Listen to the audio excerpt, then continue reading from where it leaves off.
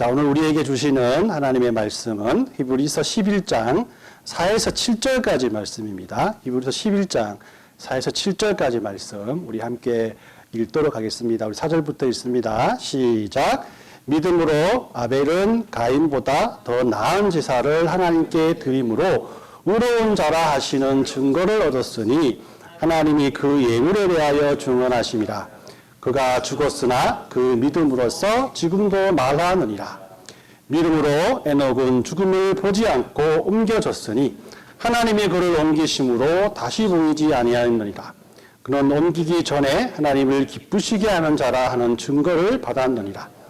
믿음이 없이는 하나님을 기쁘시게 하지 못하나니 하나님께 나아가는 자는 반드시 그가 계신 것과 또한 그가 자기를 찾는 자에게 상 주심이심을 믿어야 할지니라.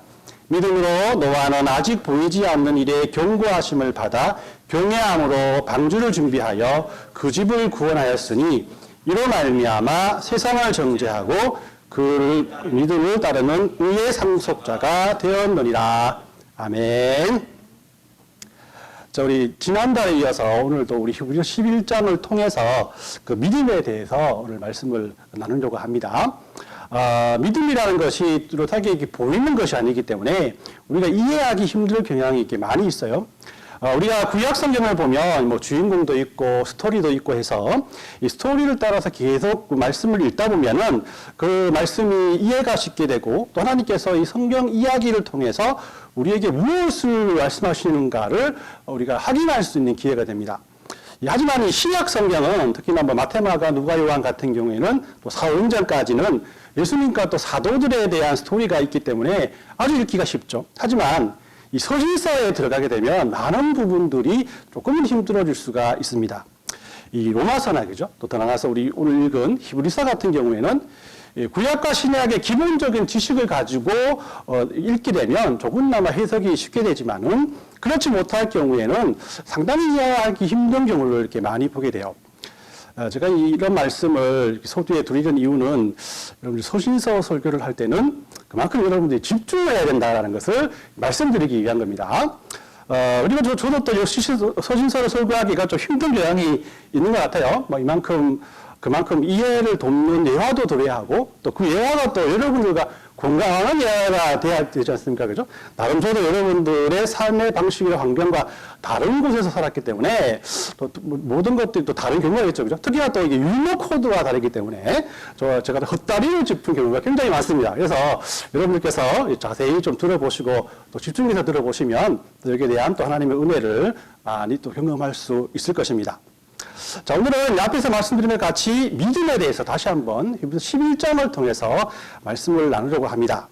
다시 말씀드리지만은 히브리서는 믿음에 대해서 이렇게 말씀을 하지만 단순하게 믿음이 무엇인가에 대한 지식 정보를 알려주기 위한 성경이 아니라 당시 세상의 반대와 핍박을 받던 이 초대교회 성도들이 이런 혼란과 핍박 속에서도 불구하고 그 믿음을 지켜야 될 이유에 대해서 히브리서 저자가 성도들을 설득시키는 그런 성경이라고 생각하시면 됩니다. 오늘 보면은 이 성경 말씀에 보면은 아벨과 에녹과 노아가 등장하고 또 6절에는 우리가 잘 아는 그 유명한 그 구절이죠. 그죠? 믿음이 없이는 하나님을 기쁘시게 하지 못하나니 하나님께 나아가는 자는 반드시 그가 계신 것과 또한 그가 자기를 찾는 자에게 상주리신이심을 믿어야 할지니라라고 말씀하시면서 이 믿음에 대한 좋은 정의를 우리에게 또 말씀하고 있습니다. 그리고 7절에는 보면 노아에 대해서 따로 이렇게 설명을 하고 있죠. 먼저 이 4절과 5절 말씀을 보면 믿음에 대한 이해를 어렵게 만드는 사건이 나오게 됩니다. 그 사건은 우리가 잘 아는 가인과 아벨의 사건입니다. 이 창세기 4장에 보면은 에덴에서 쫓겨난 아담과 하와가 아이를 낳게 되는데 첫째 아들은 이름을 가인이라 하고 둘째 아들은 아벨이라 했어요. 가인은 이렇게 농사를 짓는 사람이 되었고 아벨은 또 목축을 하는 사람으로 선정하게 됩니다. 어느 날 추수할 날이 되어서 하나님께 제사를 드리는데 가인은 자신이 추수한 곡식을 하나님께 드렸고 아벨은 양의 첫 새끼를 하나님께 드리게 돼요. 그런데 하나님께서 아벨과 그의 제물은 받으시고 가인과 그의 제물은 받지 않으셨다라고 이렇게 말씀을 합니다. 즉 이제 이런 상황 속에서 가인은 아벨을 이렇게 돌로 쳐서 죽이게 되죠. 즉 최초의 살인이 이 가운데서 일어나게 되었다라는 것이에요. 이 이야기를 자세히 보면 하나님께서 제사를 받을 것인가 또 제사를 드리는 사람을 받을 것인가에 대한 그런 분분한 의견들이 나올 수 있습니다. 이 제물에 하나님께서 초점을 맞추셨는가 아니면 사람에게 초점을 맞추셨는가에 대한 그런 의견이죠.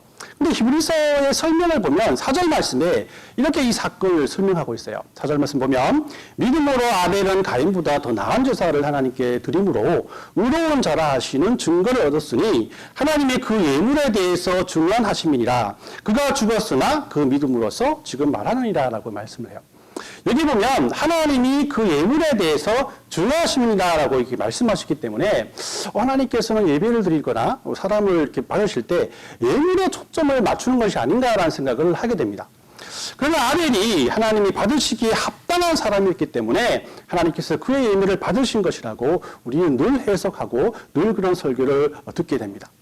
즉 아벨 사건에서 그의 예물이 받아들여진 것은 아벨이 양을 죽여서 기름을 드렸기 때문이 아니다라는 것이죠. 그래서 4절 말씀에서 이렇게 설명합니다. 그 예물에 대해서 하나님이 증언하셨다라는 그런 말씀은 그 예물이 제사 방법의 문제와는 관련된 것이 아니라 제사를 드리는 사람과 관련되어 있다라고 할 수가 있는 거예요. 아벨의 예물을 드린 마음이 하나님께 합당했기 때문에 그 예물이 효력이 있다라는 것이죠. 다르게 말하면 가인은 하나님께 믿음으로 살지 않았기 때문에 믿음으로 하나님 앞에 예배드리지 않았기 때문에 하나님께서는 그의 예물을 받으시지 않으셨다라는 결론이 나오게 되는 겁니다. 여러분 이 제사라는 것이 신약에 와서는 하나님께 드리는 예배라고 할 수 있지 않습니까?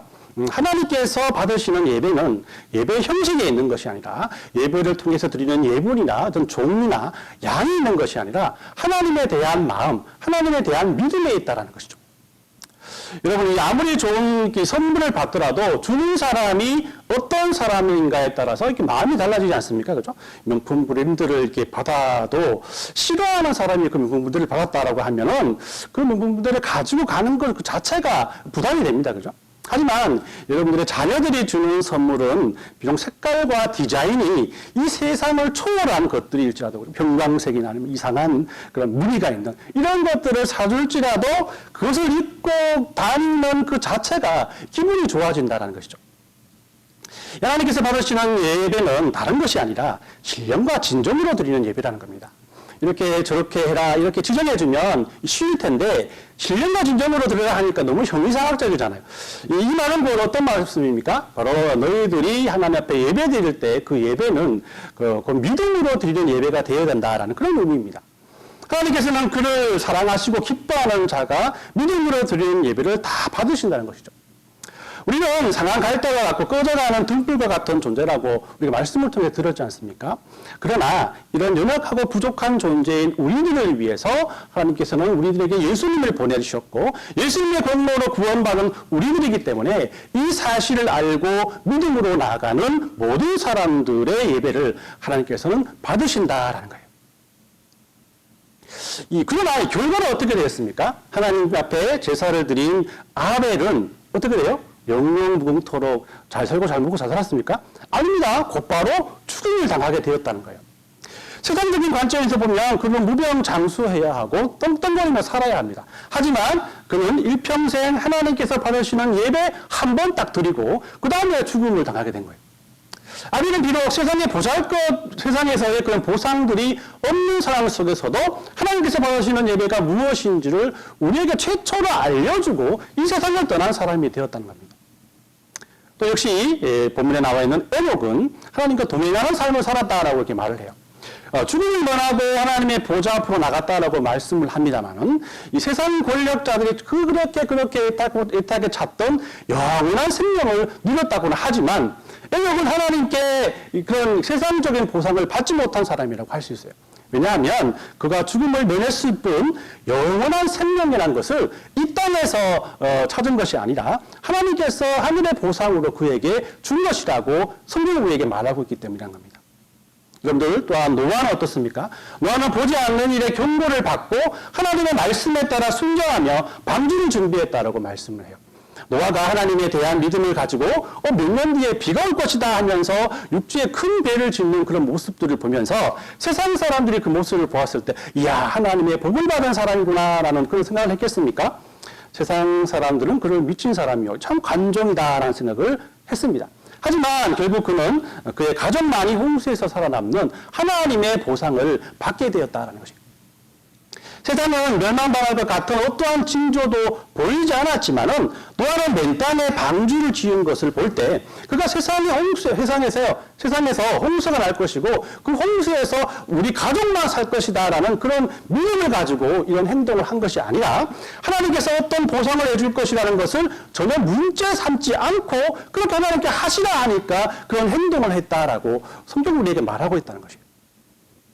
즉 히브리서 11장에서 말씀하고 싶은 아벨이나 에녹이나 노아와 같은 사람들이 믿음으로 산 것은 그들이 세상적인 보상을 바란 것이 아니라 그 어떤 보상도 생각하지 않고 믿음의 삶을 살았다는 것을 보여주기 위한 예라고 할 수 있다는 겁니다. 자, 그러면 이 가장 중요한 질문인데 그럼 왜 하나님께서는 우리들을 세상에 살게 하시면서도 세상의 보상을 바라지 않는 믿음을 살라라고 우리에게 그렇게 말씀하는 것일까라는 거예요. 우리는 연약한 존재 아닙니까? 그죠? 채찍만 주면 이 험한 세상을 어떻게 살겠어요? 채찍만 맞으면 되지 않잖아요. 채찍을 주면 당근도 있어야 하는 것이 세상의 이치요 당근 아니겠습니까? 그죠?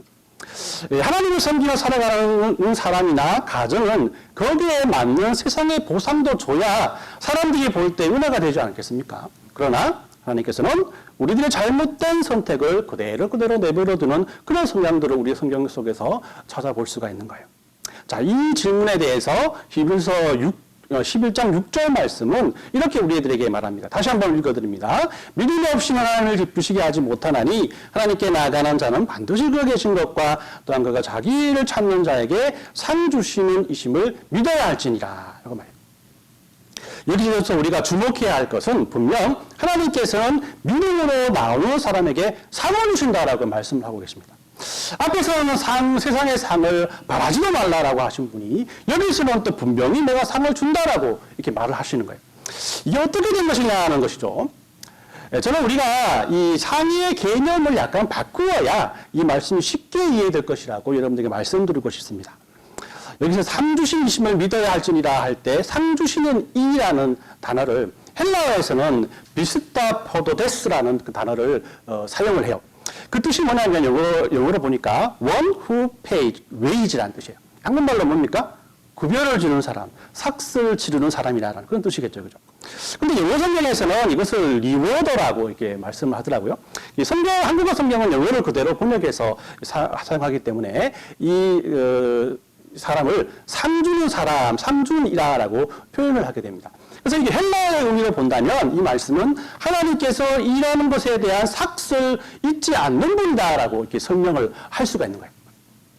즉 1등할 때 받는 상이라는 리워더의 개념과 그 웨이지를 받는다는 개념을 비교해 본다면 좀 차이가 있을 것 같아요. 그죠? 리워더는 어떤 정해진 기준을 넘어설 때 그 보상을 준다라는 그런 개념이 있겠지만, 웨이지라는 개념은 그 기준이 돈을 주는 사람에 따라서 달라진다는 의미가 있습니다. 예수님의 예화에도 많이 등장하지만은 예수님께서 아침 일찍 포도밭에 나가서 일하는 사람과 저녁 늦게 일하러 온 사람들에게 똑같은 일당을 주는 포도원의 주인을 말씀하시면서 그렇게 똑같은 그런 그 외지를 주는 것은 주인의 마음이라고 이렇게 말씀하잖아요. 이 종들에게 달란트를 주고 길을 떠난 주인이 다시 돌아와서 결산할 때도 보면 한 달란트를 그대로 남겨둔 종에 대해서 의미하는 모습을 보잖아요. 그죠? 어떤 면에서는 주인의 관점에서 주는 외지의 개념이 한 달란트를 그대로 남겨둔 종의 생각과는 달랐다라는 그 개념을 우리가 알 수 있다는 것이죠. 이렇게 본다면 믿음으로 살아가는 사람에게 주어지는 하나님의 상은 1등상, 2등상, 3등상, 패스, 페일 이런 개념이 아니라 삭수를 주는 사람의 보상이라고 할 수 있는 거예요. 우리는 상을 받는 것이 아니라 하나님의 보상을 받는다는 거예요. 그 보상은 세상의 상이 아니라 하나님께서 알아주시는 하나님의 은혜라고 설명할 수 있다는 것입니다. 하나님께서 11서 11장을 통해서 믿음으로 살아가는 많은 선배들을 소개하면서 이들의 삶이 비록 세상의 보상을 바라는 삶은 아니었지만은 하나님께서는 그들에게 맞는 그러한 많은 보상들을 지불했다라는 것을 보여주고 있다는 것입니다. 이런 의미입니다. 또 세상의 우상의 신과 나는 다른 신이다라는 것을 하나님께서는 우리에게 설명하고 있다라고 말할 수 있는 거예요. 세상의 신들은 마치 자판기와 같지 않습니까? 동전이라는 지극정성이라는 행위를 신에게 주고 원하는 버튼을 누르면 자기가 원하는 상품이 나오는 것 같이 주고받는 그런 상황이라는 것이죠. 하지만 우리 기독교는 어디에 기초를 둔다고 우리가 말씀을 배웠습니까? 바로 말씀이라는 약속의 기초를 두었다라고 말씀을 드렸습니다. 하나님께서는 약속이라는 성경 말씀을 우리에게 주시고 이것을 기초로 해서 역사하시는 분이다라는 것이에요. 하나님께서 말씀하시는 약속을 가지고 끊임없이 자신을 우리에게 설명하고 있다는 것이 이것이 바로 하나님이시다라는 것이. 왜 이렇게 하시냐 하면은 우리를 기계나 로봇으로 생각하지 않기 때문이라는 거예요. 우리가 그저 하나님께서 명령하시고 그 명령에 순종할 수밖에 없는 어떤 그 명령에 얽매여 살아갈 수 있는 그런 사람이 되기를 원한 것이 아니라 우리 스스로가 그 명령이 왜 좋고 왜 우리가 따라야 할지에 대해서 분명히 깨닫고 행동하기를 하나님께서 원하셨기 때문이라는 것이. 이것이 우리들을 인격적으로 생각하시는 하나님이시라는 겁니다. 하나님께서 우리를 인격적으로 생각하신다면은 그 하나님 역시 인격적인 분이 아니겠어요? 우리 이렇게 인격적인 하나님께서 믿음으로 살아가는 사람들에게 틀림없이 보상해 주신다는 것을 말씀으로 믿어야 한다는 것이고, 그리고 그 보상은 세상의 것이 아니요 하나님의 은혜이다. 이것이 바로 하나님의 약속이라는 것입니다. 그렇기 때문에 우리는 하나님과의 인격적인 관계 속에서 우리의 믿음을 자라나게끔 하는 그런 삶을 살아야 한다라는 겁니다. 그럼 이런 삶이 구체적으로 무엇을 의미하는 것일까요? 하나님께서는 우리들의 생활 가운데서 하나님의 일하심을 이해하게 하는 많은 요소들을 숨겨놓으셨습니다. 인격적인 관계 속에서 믿음이 자라나는 가장 좋은 예는 부모와 아이들의 관계라고 할 수 있어요. 여러분들 갓난아이는 아주 동물적입니다. 그죠? 먹을 것을 주면 아주 좋아하고 그렇게 좋아하는 부모가 조금이라도 때를 놓치게 되면 온 마음과 뜻을 다해서 화를 내죠. 그죠? 조금이라도 늦게 기저귀를 갈아주면 막 숨이 넘어가더라고 울다가 기저귀를 갈아주면 내 영혼을 갈아놓을 만큼 부모를 대하게 됩니다. 이런 아이가 자라면서 위험한 곳에 가지 못하도록 또 나쁜 습관을 가지지 못하도록 부모 정성스럽게 케어하게 되죠. 때로는 어려운 일을 가더라도 좀 더 나아둘 때가 있습니다. 왜냐하면 그렇게 해야 이것이 잘못되었구나라고 스스로 깨닫고 다음부터는 그 일을 하지 않기 때문인 거죠. 하나님께서 우리를 기르시는 방법도 이와 비슷하다라는 것이에요. 우리가 은혜 받을 때 이런 생각들 많이 하지 않습니까? 그죠? 저는 죄를 짓지 않겠습니다. 하나님의 뜻대로 살겠습니다라고 결심을 합니다. 그래서 회사의 회식에 참여하지 않게 해주십시오라고 그렇게 해야 그렇게 해야 내가 죄짓지 않고 살아가지 않겠습니다라고 기도하지만 하나님은 그 기도를 들어주지 않을 때가 꽤 많습니다. 또 이 시험에 꼭 합격해야 하나님의 뜻대로 살아가는 좋은 기회를 가질 수 있지 않겠습니까? 라고 하면서 그 정정당당히 하나님 앞에 기도를 하지만 그 기도 역시 항상 들어주는 분이 아니시라는 겁니다. 이 회사 주식이 올라야 제가 하나님의 일을 열심히 할 수 있을 것 같습니다. 라고 확신하며 기도하지만 쉽게 그 회사의 주식은 오르지 않는다라는 것이에요. 하나님 우리에게 이거 선택하면 고생할 거야. 이거 선택하면 좀 편할 거야. 뭐 선택할래라고 우리에게 이런 식으로 우리에게 선택권을 주면서 우리의 믿음을 자라나게끔 하지 않는다라는 것이죠. 우리가 세상의 것들을 따라가면 당장은 좋아 보이고 당장은 신이 나게끔 하나님께서는 내버려 두신다라는 것입니다. 하나님께서는 이 긴 싸움을 통해서 마침내 세상의 그 무엇보다도 하나님이 좋습니다. 저는 하나님을 택하겠습니다. 하나님만을 섬기고 하나님만을 따르겠습니다. 이런 고백을 우리한테 받아내시기 원하시는 분이 하나님이시라는 것입니다. 그리고 이런 고백을 하나님 앞에 올려드리는 것이 바로 믿음이라고 할 수 있다는 겁니다. 그래서 11장은 이런 고백을 한 많은 믿음의 선배를 우리에게 소개하면서 너희들도 이렇게 한번 살아봐라 라고 하나님께서 우리를 권면하고 있는 성경이라고 할 수 있는 겁니다. 오늘 말씀을 한번 정리를 해봅니다. 믿음은 세상의 보상을 바라고 하나님께 나아가는 것이 아니다라는 겁니다. 믿음은 세상의 보상을 받지 않고 사는 것에 대해 손해볼 것을 하나님께서 은혜로 갚아주시는 것이라는 거예요. 그 은혜는 우리들이 손해보는 것에 대한 물질적 보상도 포함되지만 이보다 더 큰 하나님과 인격적인 관계로 살아가는 하나님과 동행하는 삶이라는 보상을 우리에게 주신다라는 것이에요. 제가 이 말씀을 준비하면서 드는 생각이 이래도 확 와닿지 않을 것 같다라는 생각이 듭니다. 여러분들 제가 이렇게 말씀할 때 확 와닿습니까? 예. 와닿으면 좋은데, 예. 안 와닿을 수도 있다라는 생각이 의심이 막 드는 거예요. 믿음은 세상의 보상을 바라지 않는 것이다. 이게 확 와닿지 않습니까? 그죠? 믿음은 세상의 보상을 바라지 않는다는, 그럼 우리는 뭐 하는 거야? 손해만 보면 살아가야 되는 건가? 일단 우리들이 살아가는 영역이 세상이기 때문이죠. 그죠? 내가 아무리 이 모든 것을 믿음으로 생각하려고 한다고 몸부림치고 하나님께 기도한다 하지만 뭐 결국은 우리가 가난하게 살아가고 뭐 가난이라는 말을 쓰지 않겠습니다. 좀 불편하게 살아가죠. 그죠? 불편하게 살아간다면 이 우리들의 마음이 오로지 이렇게 평안하지 않을 것 같지 않습니까? 그죠? 실제적으로 이 히브리서는 핍박받는 성도들에게 이렇게 말씀하는 겁니다. 어제 사촌이 잡혀서 죽어가고 오늘은 우리 형님이 죽어갔다. 그럼 내일은 누가 죽을지 모르는 상황. 이런 상황 속에서 그래도 너희들은 믿음을 지켜야 된다. 아벨을 봐라, 에녹을 봐라, 노아를 봐라. 이 다음에 나오겠지만 아브라함을 봐라. 이렇게 말하는. 다 하나님께서 때를 따라서 다 보상해 준 사람들 아니냐. 이러한 마음으로 너희들은 그 믿음을 지켜라라고 말씀하는 거예요. 이 보상은 결국 여러분들 역사적으로 봤을 때도 300년 후에나 일어나는 그런 보상이 되었지 않습니까? 300년 동안 그러한 마음 가운데서 믿음을 지키며 살아가는 사람들이 있었기 때문에 세계적으로 어떤 면에서는 이 기독교가 공인되었다라고 할 수 있는 거잖아요. 그래도 이런 그런 역사적인 사항이 있을지라도 우리는 이게 믿기는 믿어지지만 좀 거시기한 면이 있다라는 것입니다. 그래서 세상 하나님 앞에 이제 지혜를 구했습니다. 좀 와닿는 거 없을까 하나님이라고 생각하면서 지혜를 구했는데 갑자기 생각되는 것이 크레딧 카드가 생각났어요.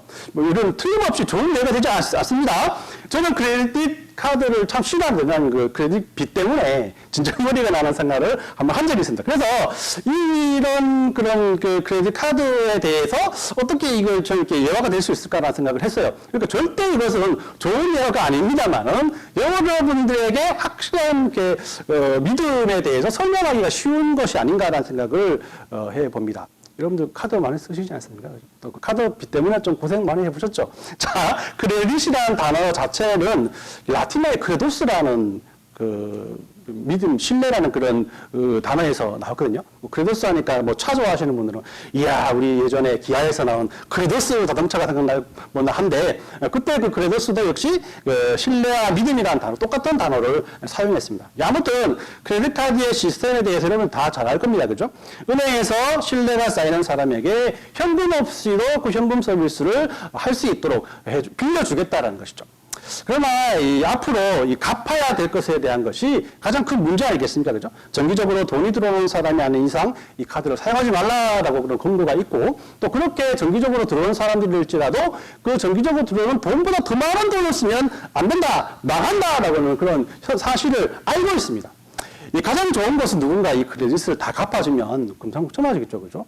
이런 상상을 해보시지 않습니까? 야, 내가 참 카드 빚으로 고생을 하는데 앉아서 누워서 딱 잘 때 보면 누군가 이것을 다 해결해 줬다. 그러면 위에 참 입꼬리가 올라가는 그런 행복이 여러분들 느낄 수 있지 않겠습니까? 그죠? 자, 하나님께서는 이 손해보며 살아가는 우리들에게 그 고생한 만큼 하나님께서 모든 것들을 갚아주신다는 것이에요. 내가 갚을 테니까 너희들은 믿음으로 살아라. 내가 내 아들 예수 그리스도를 이 땅에 보내셔서 너를 대신에 모든 것을 갚아주셨듯이 너의 스트레스에 대해서도 물질에 대해서도 자녀에 대해서도 인간관계에 대해서도 마음의 짐도 모두 갚겠다라는 거예요. 그러니 너는 믿음의 사람으로 살아가라. 우리에게 약속하시는 거예요. 크레딧 아니겠습니까? 신령 아니겠습니까? 하나님께서는 우리에게 이런 신령의 마음으로 우리를 돌보고 계시다라는 것이죠. 믿음이란 이런 하나님의 크레딧을 보고 그분을 전적으로 의지하는 것을 말하는 거죠. 세상의 보상보다도 더 위대하신 우리를 향한 부모님의 전적인 믿음과 같이 우리를 바라보고 계시고 보호하고 계시는 하나님의 시선을 바로 믿는다라는 것이죠. 그러니까 이 모든 것들을 갚으시는 하나님을 무한 신뢰하고 의지하려고 하는 마음가짐이다라고 우리에게 확신을 주고 있다라는 것입니다. 저는 이번 한 주간은 이런 하나님에 대한 믿음을 가지고 살았으면 좋겠습니다. 내가 무엇인가를 바라고 하나님을 믿는 것이 아니라, 아니면 하나님께서 우리를 늘 돌봐주시고 우리를 인도해 주신다라는 그런 믿음을 바라보고 내가 살아가고 있는지 우리 확신하며 기도하며 살았으면 좋겠습니다. 이런 하나님께서 주시는 믿음을 통해서 영적인 것과 물질적인 상금이 저와 여러분들의 모든 삶에 넘쳐나시길 예수님의 이름으로 축원합니다. 아멘.